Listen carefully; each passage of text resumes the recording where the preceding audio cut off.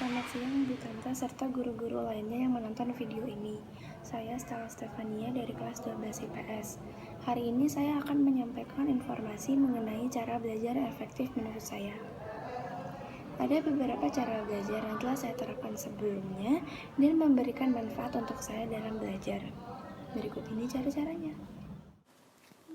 Yang pertama adalah pemanasan sebelum belajar. Sebelum mengerjakan tugas yang lebih berat, kita sebaiknya menyiapkan otak kita terlebih dahulu dengan mengerjakan hal-hal yang lebih ringan. Kita bisa mengerjakan teka-teki silang atau sudoku yang terdapat pada koran atau majalah dan ada juga secara online. Hal ini memudahkan kita untuk lebih berkonsentrasi saat belajar, serta meningkatkan kemampuan kognitif kita, yang artinya kemampuan kita dalam berpikir, mengingat, memecahkan masalah, dan mengambil keputusan meningkat. Tips yang berikutnya adalah mnemonik untuk menghafal. Teknik ini telah dikenal sejak zaman Yunani dan Romawi kuno dan masih digunakan hingga sekarang. Mnemonik adalah teknik untuk memudahkan mengingat sesuatu yang dilakukan dengan membuat ungkapan atau rumusan atau menghubungkan kata, ide, dan hayalan. Dengan kata lain, mnemonik adalah teknik untuk mengingat sesuatu dengan cara tertentu.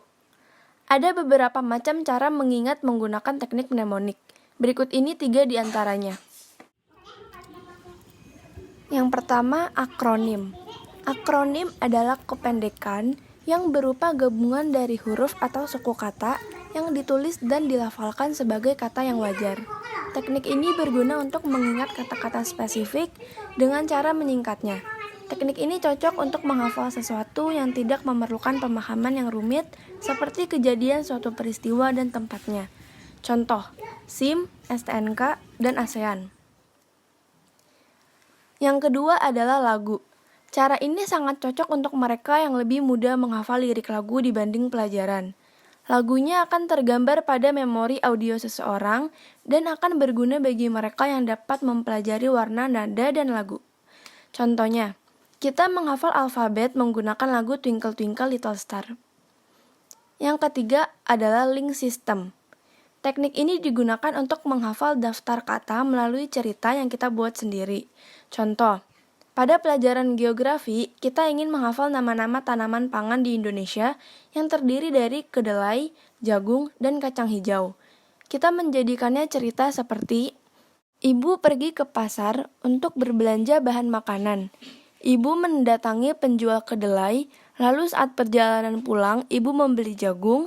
Sampai di rumah, ibu melihat anaknya memakan kacang hijau.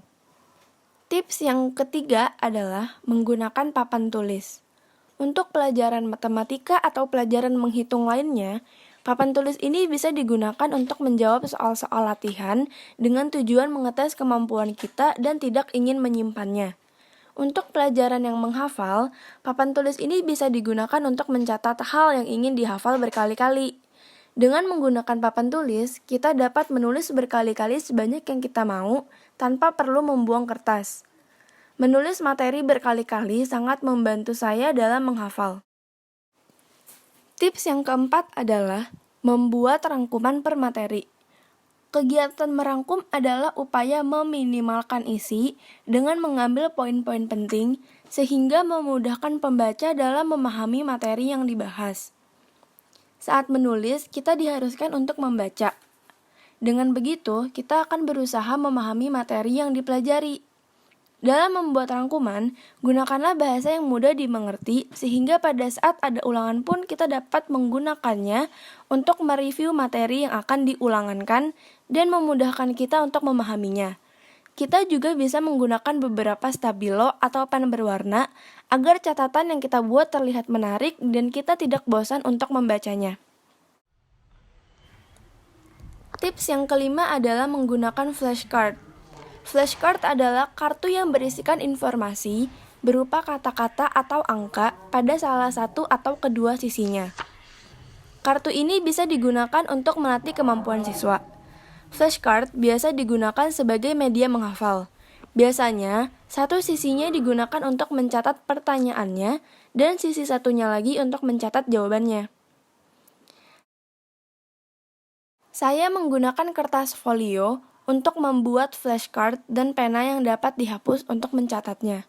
Saya mencatat jawabannya menggunakan pena yang dapat dihapus, yang nantinya setelah dijawab, dicocokkan dengan jawaban yang ada di belakangnya, lalu dihapus dan disimpan untuk dijawab kembali nantinya. Dengan begitu, saya dapat mereview pelajaran yang diinginkan kapanpun saya mau.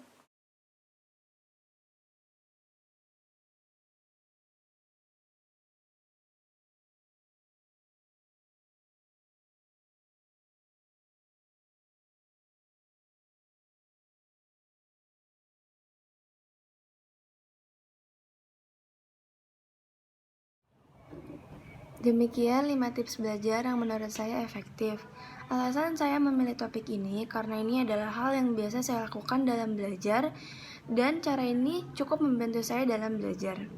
Sehingga saya ingin memberitahukan cara ini kepada kalian yang merasa kesulitan dalam belajar atau ingin menghafal sesuatu dengan waktu yang singkat dan dalam jangka waktu yang lama.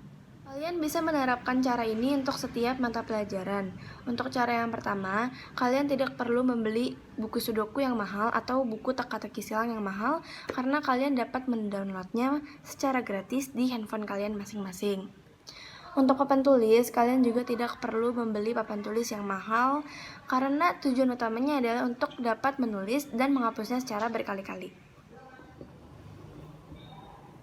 Untuk flashcard dan catatan, kalian tidak perlu membeli alat tulis yang mahal dan dalam jumlah yang banyak. Kalian cukup membeli satu pena berwarna, satu pena hitam, dan satu stabilo. Itu yang biasa saya gunakan dan menurut saya itu sudah dapat membuat catatan kalian menarik. Demikianlah video ini saya buat. Terima kasih.